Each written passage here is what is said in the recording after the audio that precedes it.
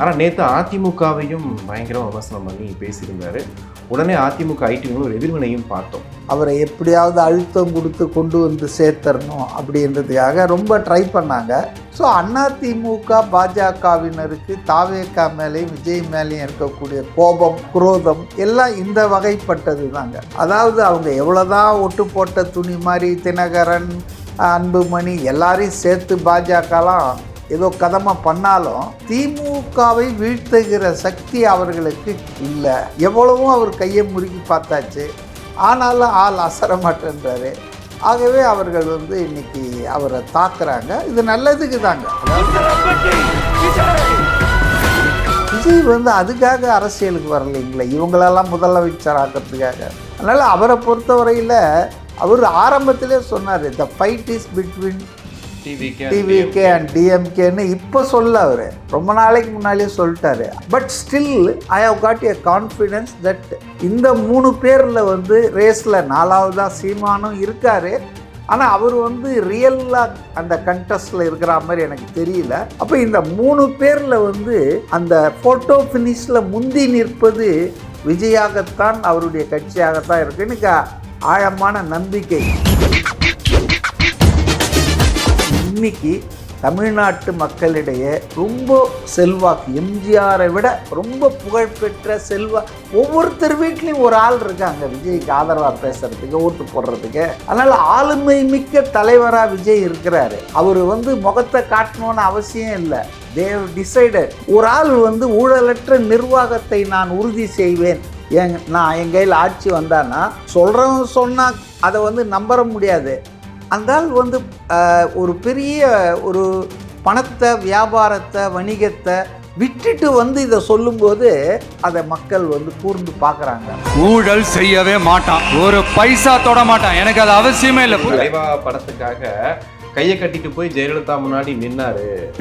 இதெல்லாம் நீங்கள் ஒரு விமர்சனமாக எடுத்துக்கிறீங்களா? அப்போ சசிகலா காலில் நீங்கள் உள்ளே நுழைஞ்சி வந்தீங்கன்னு இவங்க சொல்கிறதும் சரிதானா? விஜயினுடைய செல்வாக்கு, பெருகும் மக்கள் ஆதரவு எல்லாரையுமே ஒரு பதட்டத்தில் ஆளாக்கிடுச்சா? பேலன்ஸாக இருக்கிற ஆட்கள் கூட விஜய்க்கு அழுத்தம்னு சொல்கிறாங்க. ஆனால் இவங்கெல்லாம் ரொம்ப பெரும் பதட்டத்தில் இருக்காங்க, டெஸ்பரேஷனில் இருக்காங்கன்னு தான் நான் நினைக்கிறேன்.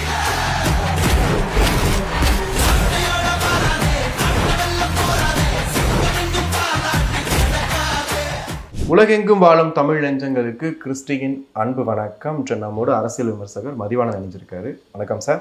வணக்கம். எப்படி இருக்கீங்க சார்? நல்லா இருக்கேன். விஜய் அவர்கள் நேற்று பேசியதை பார்த்துருப்பீங்க. எப்பவுமே திமுகவையும் பாஜகவையும் எதிர்த்து பேசக்கூடியவர். அதிமுக மேலே ஒரு சாஃப்ட் கார்னர் விஜய்க்கு இருந்துகிட்டே இருந்துச்சு. ஆனால் நேற்று அதிமுகவையும் பயங்கர விமர்சனம் பண்ணி பேசியிருந்தார். உடனே அதிமுக ஐடிங்களும் ஒரு எதிர்வினையும் பார்த்தோம். ரொம்ப அதாவது பண்ணையாருன்னு சொல்லிட்டு 4-5 இடத்துல மென்ஷன் பண்ணி 41 பேர் இறந்ததுக்கே நீங்கள் தான் காரணம், நீங்கள் கை கட்டி நின்றுதான் நான் சொல்லட்டுமா அப்படின்னு ஒரு கடுமையான விமர்சனம் வச்சுருக்காங்க. எப்படி பார்க்குறீங்க? அதாவது சிச்சி இந்த பழம் புளிக்கும் கதை தான். அதாவது அவங்க சேருவாங்களான்னு வழிமேல் விழி வைத்து காத்திருந்த அதிமுக, அதன் தலைமை இன்றைக்கி அவர் வரவே மாட்டார். அதே தான் பாஜக தலைவர்களும் அதே தான். அவரை எப்படியாவது அழுத்தம் கொடுத்து கொண்டு வந்து சேர்த்தரணும் அப்படின்றதுக்காக ரொம்ப ட்ரை பண்ணாங்க. நம்ம விரும்பிய ஒரு விஷயம் நமக்கு கிடைக்காம போனால் அது எவ்வளோ ஆத்திரம் வரும். நான் ஒரு சின்ன உதாரணம் சொன்னால் நல்லாயிருக்கும்னு நினைக்கிறேன். ஒரு பள்ளிக்கூட மாணவி +2 படிக்கிறா. அவ்வளோ ஒரு இளைஞன் விரும்புகிறான், காதலிக்கிறான், பின்னாலேயே போகிறான், மாதக்கணக்காக நடக்கிறான். ஆனாலும் அவள் ஏற்றுக்க மாட்டேன்றா, அவனுடைய அன்பை நிராகரிக்கிறா. இதெல்லாம் தேவையில்லாத விஷயன்றா. உடனே இவ்வளோ அன்பு வச்சுருந்தவன் அடுத்த நாள் ஆசிடு கொண்டு வந்து அவன் முகத்தில் ஊற்றுறான், இல்லை கத்தி வச்சு குத்துறான். இதெல்லாம் நம்ம நாளிதழில் படிக்கிறது தான். எனக்கு கிடைக்காது, யாருக்கும் கிடைக்காது. அது மட்டும் இல்லை, ஓவராக சில எதிர்பார்ப்புகள் பொய்த்து போகும்போது அப்படியே ஓவராக கோபமாக குரோதமாக திரும்புறதுன்றது நம்ம வாழ்க்கையில் பார்க்குறோம். ஸோ அதிமுக பாஜகவினருக்கு தாவேகா மேலேயும் விஜய் மேலேயும் இருக்கக்கூடிய கோபம், குரோதம் எல்லாம் இந்த வகைப்பட்டது தாங்க. ரொம்ப எதிர்பார்த்தோம். ஏன்னா பேசிக்கலாக அவங்களுக்கு ஒன்று தெரிஞ்சிடுச்சிங்க. அதாவது அவங்க எவ்வளோதான் ஒட்டு போட்ட துணி மாதிரி தினகரன், அன்புமணி எல்லாரையும் சேர்த்து பாஜகலாம் ஏதோ கதமாக பண்ணாலும் திமுகவை வீழ்த்துகிற சக்தி அவர்களுக்கு இல்லை. அப்போ சம்திங் எக்ஸ்ட்ரா, இன்னொரு செல்வாக்கான தலைவர் கட்சி தங்களோடு இணைந்தால்தான் அந்த திமுகவை தோற்கடிக்க முடியும் என்ற அந்த இது அவங்களுக்கு வெற்றி இலக்கை அடைய முடியும். அதனால் அது குறைவாக இருக்கிறதால இவர் வரவும் மாட்டேன்றாரு. எவ்வளவோ அவர் கையை முறுக்கி பார்த்தாச்சு, ஆனாலும் ஆள் அசர மாட்டேன்றாரு. ஆகவே அவர்கள் இன்றைக்கி அவரை தாக்குறாங்க. இது நல்லதுக்கு தாங்க. அதாவது அவரை பொறுத்தவரையிலே அதிமுகவை ஒரு சீரியஸான ஒரு எதிர்ப்பாளராக ரொம்ப நாளைக்கு முன்னாலே அவர் கணக்கில் வைக்கலைங்க. ஏன்னா அதிமுக என்பது all set and ton a divided house, spend force. MGR Jayalalithaa இருந்த காலத்தோடு அந்த அதிமுக வின்னிங் அந்த இது ஏன் இவரை எல்லாரும் நேற்று கூட முதல்வர் 10 தோல்வி பழனிசாமின்னு சொல்கிறாங்க. இவர் ஏதோ ஒரு தேர்தலில் ஜெயிச்சிருக்காரா? ஜெயிச்சு காட்ட முடிஞ்சதா? இல்லை. இதே கூட்டணிகள், ஏன் கலைஞர் 15 கட்சி கூட்டணி வச்சப்போ கூட ஜெயலலிதா தோக்கடிச்சிருக்காங்க, எம்ஜிஆர் தோக்கடிச்சிருக்காரு. அதனால் பழனிசாமி கிட்ட ஆளுமை கிடையாதுங்க. அவர் எப்படியோ கட்சி தலைமைக்கு வந்துட்டார். அவங்க கட்சியிலே பாதி பேர் அவர் தலைமையை இன்னும் ஏற்றுக்கலை. இல்லைன்னா ஓபிஎஸ் இவங்கெல்லாம் ஏன் இருக்காங்க? அதனால் அவங்களுக்கு விஜயினுடைய உதவி, இவர் அவங்களுக்கு அந்த பதவியை பறித்து கொடுத்துடணும் அப்படின்னு நினைக்கிறாங்க.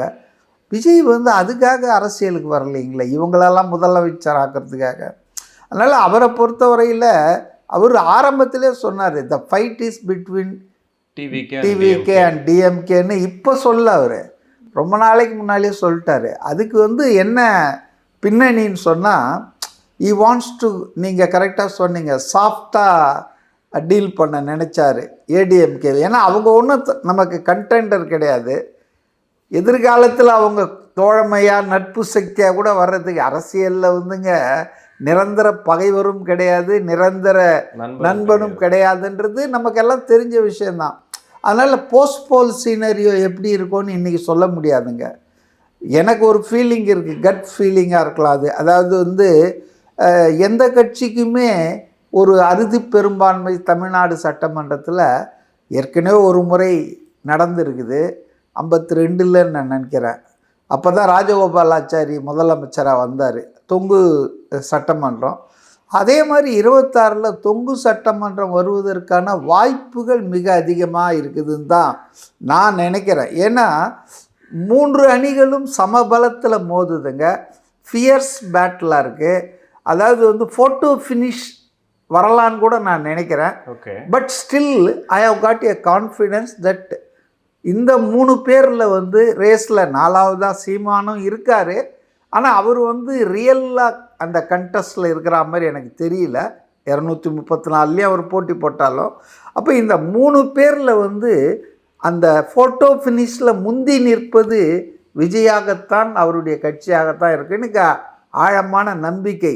அதிமுக தொடர்ந்து விஜய் அவர்களுக்கு ஒரு சப்போர்ட் பண்ணுற விதமாக தான் பேச. இல்லை, அதுக்கு காரணம் அவர் தங்களுக்கு பயன்படுவார், தங்களுக்கு உதவுவார் என்ற ஒரு எதிர்பார்ப்பில் தான் பண்ணாங்க. அது ஒன்றும் எதுவும், அதாவது சில பேருக்கு இப்போ செஞ்சு வைப்போம், நம்ம பையன் நல்லா வருவோம் போல் இருக்கு, அவனுக்கு கொஞ்சம் ஹெல்ப் பண்ணுவோம், பின்னால் நமக்கு யூஸ் ஆவான்ற மாதிரி சில பேர் உதவுவாங்க. இல்லை, அதாவது ஒரு உள்நோக்கத்தோடு உதவுவது அவங்க இது.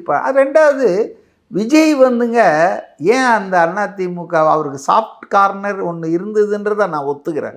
கேள்வி தான் அது எந்த அளவுக்கு உண்மைன்னு தெரில. ரொம்ப இனிஷியல் ஸ்டேஜில் தே ஹேட் சம் டிஸ்கஷன், இது போல் 2 பேரையும் நம்ம ஒன்றாக்கி பூல் பண்ணி நம்ம திமுகவை தோக்கடிக்கலான்னு பேசியிருக்காங்க. ஆனால் அது டெக்னிக்கலாக ஷேரிங்கில் இருக்கக்கூடிய ப்ராப்ளத்தில் அது அப்படியே அப்ரப்டாக நின்று போச்சு. ஆனால் எடப்பாடி பண்ண தப்பா இல்லை அவருக்கு ஏற்பட்ட அழுத்தமான்னு தெரியாது. கொஞ்சம் பேஷண்ட்டாக இருந்திருக்கலாம் அவர். இப்போவும் நான் சொல்கிறேன், ஒரு ஜென்ரல் பொலிட்டீஷியன்ற முறையில் எதிர்க்கட்சி ஓட்டுக்கள் சிதறுவது என்பது சாதாரணமாக ஆளுங்கட்சிக்கு சாதகமாக போகும், சாதாரணமாக. ஆனால் இன்றைக்கி தமிழ்நாடு தேர்தல் சாதாரண இல்லை, அசாதாரணமான நிலையில் இருக்குது. அதனால் ஏன்னா எல்லாருமே ஈக்குவலாக ஃபைட் பண்ணுறாங்க, பாப்புலராக இருக்காங்க. இன்ஃபேக்ட் நான் ஒன்று சொல்லுவேன், இன்றைக்கி தமிழ்நாட்டு மக்களிடையே ரொம்ப செல்வாக்கு, எம்ஜிஆரை விட அந்த காலம் வேறங்க, கம்பேரபிள் கிடையாது. ஆனால் அதை விட ரொம்ப புகழ்பெற்ற ஒவ்வொருத்தர் வீட்லேயும் ஒரு ஆள் இருக்காங்க விஜய்க்கு ஆதரவாக பேசுகிறதுக்கு, ஓட்டு போடுறதுக்கு. அதனால் ஆளுமை மிக்க தலைவராக விஜய் இருக்கிறாரு. அவர் வந்து முகத்தை காட்டணுன்னு அவசியம் இல்லை. தேவ் டிசைடட் நல்ல ஆள். அதுக்கு ஒரு பேசிக்கான விஷயம் நான் என்ன நினைக்கிறேன்னா, மக்கள் ஒன்றும் முட்டாள் இல்லைங்க. இந்த கசப்பான அனுபவங்கள் இருக்குது 60 வருஷம், அது இல்லாத ஒரு ஆளை பார்க்குறாங்க. இந்த ஆள் வந்து இவ்வளோ பெரிய பணம் கொழிக்கிற ஒரு துறையை தூக்கி போட்டு வரான். நேற்று கூட அவருடைய மெயின் அந்த இதில் ஃபோக்கஸில் பார்த்தீங்கன்னா, இந்த 2 கட்சியும் அதை தொடவே முடியாது, அது பற்றி பேசவே முடியாது. ஏன்னா ஊழலற்ற நிர்வாகம், எனக்கு பணம் தேவையில்லை, கை வைக்க மாட்டேன், எவனையும் கை வைக்கவும் விட மாட்டேன். ஸோ இன்றைக்கி வந்து இந்திரா காந்தி கூட ஒரு கட்டத்தில் பார்த்தீங்கன்னா, ஊழல் என்பது ஒரு உலகளாவிய ஃபினாமினா, இது இந்தியாவில் மட்டும் தமிழ்நாட்டில் மட்டும் இல்லைங்க, அது உலகம் பூரா இருக்குது அப்படின்லாம் சொல்லி சமாளிச்சுட்டு இருக்காங்க. ஆனால் ஒரு ஆள் வந்து ஊழலற்ற நிர்வாகத்தை நான் உறுதி செய்வேன், நான் என் கையில் ஆட்சி வந்தான்னா சொல்கிறவங்க சொன்னால் அதை வந்து நம்பற முடியாது. அந்த ஆள் வந்து ஒரு பெரிய ஒரு பணத்தை, வியாபாரத்தை, வணிகத்தை விட்டுட்டு வந்து இதை சொல்லும்போது அதை மக்கள் வந்து கூர்ந்து பார்க்குறாங்க. எஸ், 51 வயசில் ஒரு ஆள் வராரு, இன்னொரு பக்கம் 80 வயசு 70 வயசானாலும் நடித்து பணத்தை சம்பாரிச்சிட்டு இருக்காங்க. அப்போ வந்து அவருக்கு மார்க்கெட் போய் வரல, சரத்குமார் மாதிரியோ அல்லது பாக்யராஜ் மாதிரியோ இல்லை. அவர் சொல்கிறாரு, அவர் வந்து ஒன்றும் அது ஆணவம் நான் நினைக்கல, பல பேர் அப்படி நினைக்கிறாங்க.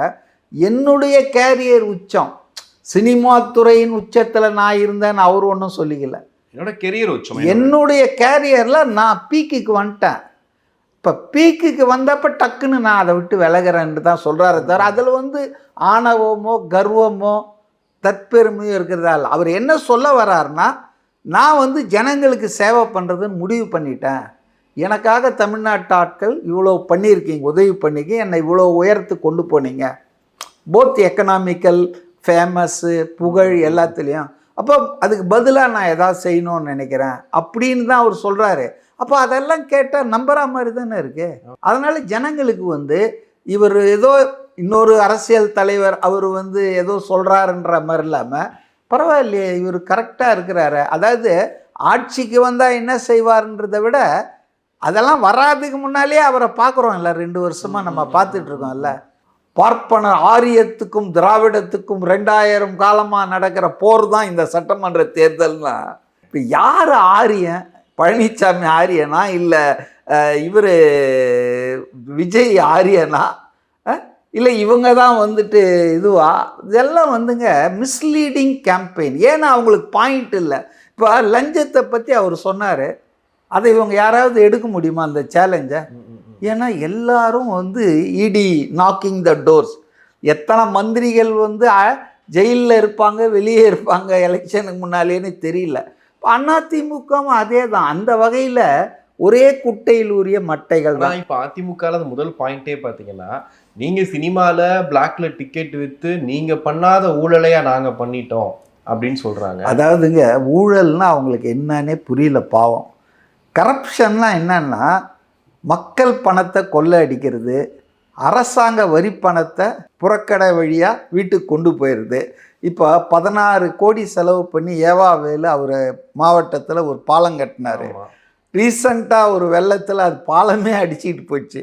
ஆங்கிலேயர் கட்டினது கல்லணையெல்லாம் இன்னும் இருக்குது, ஆனால் ஏவாவேலு கட்டினது வந்து போயிடுச்சு. இப்போ இந்த 16 கோடி அங்கே செலவாகிருந்தால் அது போயிருக்காது. பியூர் கரப்ஷன் எப்படி நம்மளை எல்லா வகையிலும் பாதிக்குது தமிழ்நாட்டை, மக்களை, டெவலப்மெண்ட்டனா இதுதான். அதாவது வந்து அதில் ஒரு 5 கோடி கூட அந்த பாலம் கட்டி செலவு பண்ணியிருக்க மாட்டாங்க. கான்ட்ராக்டர் என்ன பண்ணுவான், 40-60ன்னு அந்த பணம் முன்னாலேயே வந்து அது வெளியெல்லாம் போயிடுது இல்லை. அதே மாதிரி தான் சென்னையில் மாநகராட்சியில் 4000 கோடி நாங்கள் மழை நீர் வடிகால் சரி பண்ணோம். நாங்கள் சின்ன மழை வந்தால் போதும், பம்ப் செட்டுங்களை வச்சுக்கிட்டு அடிச்சிட்டு இருக்காங்க. So corruption is the root cause for, எப்படி புத்தார் சொன்னார் இல்லையா, ஆசையே அழிவுக்கு காரணம், desire is the cos of மிசரின்னு மனித குலத்துக்கு புத்தர் சொன்னது. அது அந்த ஒரு வார்த்தை எனக்கு ரொம்ப பிடிக்கும். அதுபோல் இன்னைக்கு நம்ம நாட்டில் இருக்கிற எல்லா விஷயத்துக்கும் பல காரணங்கள் இருந்தாலும் இந்த ஊழல் இருக்கு பாருங்க, இதுதான் முக்கிய தி மோஸ்ட் இம்பார்ட்டன்ட். இப்போ இதை பற்றி இவங்க 2 பேரும் என்ன பேசுவாங்க?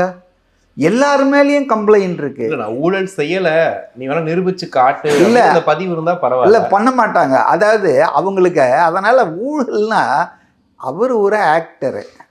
அந்த ஆக்டர் கமல்ஹாசனை பக்கத்தில் வச்சுக்கிட்டு இருக்காங்க, இந்த பக்கம் ரஜினிகாந்தை பக்கத்தில் வச்சுட்டு இருக்காங்க, அஜித்தை வச்சுக்கலாமான்னு ட்ரை பண்ணுறாங்க. வச்சுட்டு தான் இருக்காங்க. மங்காத்தா வந்ததுல இருந்தே அவங்க தானே. அதான், அதாவது நடிகர்களையே இவங்க வச்சுக்கல அப்படின்னு சொன்னால் பரவாயில்ல, மாறி மாறி நடிகர்கள் யாராவது கிடைப்பாங்களான்னு தாவறாங்க. So they must understand the working of the cine field. இப்போ அவங்க படம் நடித்து கொடுக்குறதோடு அவங்க கதை முடிஞ்சு போச்சு. ப்ரொடியூசர் டிஸ்ட்ரிபியூட்டர் கொடுக்குறான், ஓடிடி அது இதுன்னு விற்றுக்கிறான், தியேட்டர் ஓனர்ஸ் பணம் கொடுத்து வாங்குறாங்க. இப்போ அவங்க ஃபஸ்ட் டே ஃபஸ்ட் ஷோ 1000 ரூபாய்க்கு விற்கிறாங்க. அது என்ன விஜய்க்கு போதா? இல்லை விஜய்யுடைய இன்ஸ்ட்ரக்ஷனில் தான் அவங்க 1000 ரூபாய் விற்கிறாங்களா தியேட்டருக்காரங்க? இன்ஃபேக்ட் ஆக்டருக்கும் தியேட்டருக்காருக்கும் சம்மந்தமே கிடையாது, இடைத்தரகர்கள் மாதிரி. இவ்வளவு காலம் இதை பத்தி பேசவே இல்லையே. இல்லை இல்லை, இது ஒரு யதார்த்தமான விஷயமே இல்லைங்க. அது டிமாண்ட் அண்ட் சப்ளை. இப்போ ஒரு நாளைக்கு 10 பேர் வராங்க. இப்போ உதாரணத்துக்கு நான் சொல்கிறேன், இவங்களுக்கு புரியாத விஷயம். இப்போ நார்மல் ஏர்ஃபேர் என்னென்னா சென்னை டு ட்ரிவாண்ட்ரம் 5000 ரூபாய், டெல்லிக்கு 9000 ரூபாய் 8000 ரூபாய் இருக்கும். இதான் நார்மல் ஏர்ஃபேர் நான் போகும்போது. ஓகே. ஆனால் Christmas, Onam, new year, Deepavali இது மாதிரியான ஃபெஸ்டிவல் டைமில் பார்த்தீங்கன்னு சொன்னால் 89,000 ரூபாய் இந்த தீபாவளிக்கு டெல்லிக்கு. Okay. Nearly a lakh 10 times. அதை கொள்ளைன்னு சொல்லுவாங்களா, ஊழல்னு சொல்லுவாங்களா? இது டிமாண்ட் அண்ட் சப்ளை. ஒரு விஷயம் கம்மியாக இருக்குது, ஆனால் அதிகம் பேர் அதை நாடுறாங்கன்னா ஆட்டோமேட்டிக்காக அதனுடைய ரேட்டு இன்க்ரீஸ் ஆகும். அதே மாதிரி தான் சென்னை திருவனந்தபுரம் ஓணத்துக்கு 2 நாளைக்கு முன்னால் அன்னைக்கு, அதுக்கு முதல் நாள் பார்த்தீங்கன்னா 25,000 35,000 7 டைம்ஸ் இன்க்ரீஸ் ஆகும். இப்போ இதெல்லாம் அதிமுக காரங்க இதுதான் ஊழல்னாங்கன்னா, ஊழல் என்பது இது இல்லை. அது ரெண்டாவது, இதுக்கும் நடிகர்களுக்கும் சம்மந்தம் இல்லை. விஜயை விட்டுருங்க, எந்த நடிகருக்குமே இது சம்மந்தம் இல்லை. அப்படி இருக்கும்போது ஐ பிட்டி தம். அவங்களுக்கு விஜய்க்கு ஏதாவது பதில் சொல்லணும். அடிமைன்னு சொல்லிட்டாரு. ஆமாம், அடிமைன்னு சொல்லிட்டாரு. அடிமையால் நாங்கள் ஆக மாட்டோன்னா எனக்கு எதால சிரிக்கிறதுன்னு தெரியல. தலைவா படத்துக்காக கையை கட்டிட்டு போய் ஜெயலலிதா முன்னாடி நின்னாரு, கையை கட்டி ஒரு வீடியோ போட்டாரு. அந்த படத்தை என்னன்னு நான் சொல்லட்டுமா? அப்புறம் 41 பேருக்கு உயிரிழந்ததுக்கு நீங்க தான் காரணம். கொஞ்சம் கூட உங்களுக்கு குற்ற உணர்ச்சி இல்லாம கிளிசரின் போட்டுட்டு நீங்க உட்காந்து வீடியோ பேசியிருக்கீங்க. இதெல்லாம் நீங்க ஒரு விமர்சனமா எடுத்துக்கிறீங்களா? இது அவங்க விமர்சனம் பண்ணாங்கன்னா, விஜய் கை கட்டிட்டுனாரு ஜெயலலிதா கிட்டன்றத தலைவா படத்துக்கு. அப்போ சசிகலா காலில் நீங்கள் உள்ளே நுழைஞ்சி வந்தீங்கன்னு இவங்க சொல்கிறதும் சரிதானா? What is the standard? அப்போ அவர் ஒரு ஆக்டருங்க, budding actor. Is not even remotely connected with any politics or political party. அப்போ அவருக்கு அவருடைய கேரியர் தான் முக்கியம். அவரை நம்பி படம் எடுத்தவன் சிக்கலாயிடக்கூடாது. அவர் படத்தை வெளியிடணும். நீங்கள் சீஃப் மினிஸ்டராக இருக்கீங்க, நீங்கள் டெலிபரேட்டாக இன்றைக்கி மோடி சென்சார் போர்டை வச்சு பண்ணுற மாதிரி அன்றைக்கி ஜெயலலிதா பண்ணாங்க. அப்போது ஏன் கமல்ஹாசன் இந்தியா விட்டே நான் போயிடுவேனார்ல விஸ்வரூபம் படம் வரும்போது? அப்போ உடனே அவர் தேசப்பற்று இல்லாதவர். They are under immense pressure. அவங்க படம் தயாரிக்கிறாங்க, படத்தினுடைய தயாரிப்பாளர் போண்டி ஆகட்டும்னு விட்டுற முடியுமா? ஸோ அதுக்காக அவர் போகிறார். எக்ஸ்ட்ரா மைல் ஈ வாக்குடு. அது அவர் வேலை இல்லை. அவர் நடித்து கொடுத்துட்டு ப்ரமோஷனில் ஏதாவதுன்னா போகலாம். மலேசியாவுக்கு போனாங்க, இசை வெளியீடு, இதெல்லாம் ஓகே. பட்டு சிக்கல் வருதுன்னா கோர்ட்டில் தான் போய் பார்த்துக்கணும். இப்போ எப்படி அந்த ஜனநாயகன் ப்ரொடக்ஷன் டீம் கோர்ட்டுக்கு போயிட்டுருக்கு, இது போய் விஜய் போய் ஆர்ப்பாட்டம் பண்ணுவாரா? ஒரு ஆள் நான் கூட பார்த்தேன், வன்னி அரசுன்னு சொல்லிட்டு விடுதலை சிறுத்தைகள் கட்சியில் ஒரு முக்கியமான ஆள், விவரமான ஆளுங்க. அவங்கெல்லாம் பொலிட்டிக்கலி ரொம்ப எக்ஸ்பீரியன்ஸ்டு, ரொம்ப நாலெட்ஜபிள் பர்சன்ஸ். நான் அவங்க மேலாம் ஒரு மரியாதை இருக்குது. ஆனால் பாருங்கள், அவர் ஒரு இது போடுறார். நேற்று அந்த மகாபலிபுரம் எஃபெக்ட் சொல்கிறேன். இது போல் ஜனநாயக போர்னு சொல்கிறாரு தேர்தலை. முதல்ல இவர் ஜனநாயகன் படத்துக்காக போய் போர் தொடுக்கிட்டோம். The matter is sub judice. ஒரு ஒரு ஒரு நீதிமன்றத்தில் தாவாவில் இருக்குது, நாளைக்கு தீர்ப்பு ரிசர்வ் பண்ண தீர்ப்பு நாளைக்கு வரப்போகுதுன்னு சொல்லிட்டு இருக்காங்க. இப்போ இதுக்கு போய் என்ன ரோட்டில் இறங்கியா போராட முடியும்? சில விஷயங்களை அந்தந்த ஃபோரத்தில் தான் நம்ம டேக்கிள் பண்ண முடியும். திருமாவளவன் அவர்களே சொல்றாரு, இதை கூட சரி கட்ட முடியாத விஜய் அவர்கள் எப்படி நாட்டு நாளைக்கு? அதுதான் திருமாவளவன் ஆஃப் லேட்டு ரொம்ப லூஸ் கெனான் மாதிரி ஆயிட்டாரு. அதாவது அவர்கிட்ட நான் இதெல்லாம் எதிர்பார்க்கல. ஏன்னா அவருக்கும் தெரியும், அவரும் சட்டம் படிச்சிருக்காருன்னு தான் நான் நினைக்கிறேன். ஸோ திருமாவுக்கும் தெரியும், ஒரு விஷயம் லிட்டிகேஷனில் இருக்கும்போது அதுக்காக நம்ம வந்து பேச முடியாது, மோட்டிவ் சொல்ல முடியாது. புரியுதுங்களா? அதை லீகலாக அவங்க டீம் பார்த்துட்ருக்காங்க, ப்ரொடக்ஷன் டீமு. அதுக்கு விஜய் ரெண்டாவது விஜய் கை கழுவிட்டு வந்துட்டார், மலேசியாவில் டிக்ளரே பண்ணிட்டார். இனி அவர் சினிமாவை பற்றியோ, அவர் நோ மோர் ஆக்டர். நீங்கள் ஒன்றா நடிகர் விஜய், ஜோசப் விஜய்னு எழுதி திருப்தி பட்டுக்கலாம். But is become the future chief மினிஸ்டர்ன்ற ஒரு நினப்பில் அவர் வந்து தாவேகா கட்சியினுடைய ஒரு தலைவராக போயிட்ட பிறகு அவர் ஏங்க சினிமாவுக்கு வந்து சண்டை போடணும்? அப்போ அன்னைக்கு வந்து தலைவா படத்துக்கு நீங்கள் போனீங்க அப்படின்னா அன்னைக்கும் இன்றைக்கும் 20 வருஷம் வித்தியாசம் இருக்குது.